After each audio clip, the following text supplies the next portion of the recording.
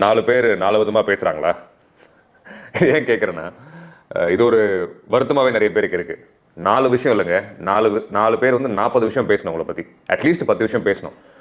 யாருமே உங்களை பற்றி எதுவுமே பேசலை, முக்கியமாக தப்பாக பேசலைன்னா நீங்கள் லைஃப்பில் எதுவுமே உருப்படியாக பண்ணலன்னு அர்த்தம். ஒன்று. ரெண்டாவது, நீங்கள் உங்களுக்காக வாழலைன்னு அர்த்தம். மூணாவது, நீங்கள் என்னென்னு புரிஞ்சு வாழ்கிற ஒரு மனிதர் கிடையாதுன்னு அர்த்தம். ஏன்னா எல்லார் கண்ணுக்கும் அழகாக படணும்னு வாழ்கிறவங்க மட்டும்தான் யார் வாயிலையும் விடாமல் இருப்பாங்க. அவங்களை பற்றியுமே அதிகம் பேசப்படுது, அவங்க முன்னாடி பேசப்படுது, பின்னாடி பேசப்படும்.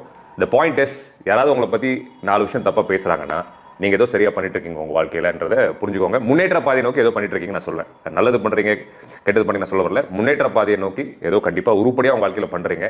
யாரையும் கஷ்டப்படுத்திடாமல் நீங்கள் தப்பான எண்ணங்கள் இல்லாமல் சரியான உங்கள் முன்னேற்றத்தை மட்டும் நீங்கள் மனசில் வச்சு நீங்கள் முன்னாடி போயிட்டே இருந்தீங்கன்னா, அதனால செய்கிற விஷயங்களால கெட்ட பேர் வச்சுன்னா கவலைப்படாதீங்க, போயிட்டே இருங்க.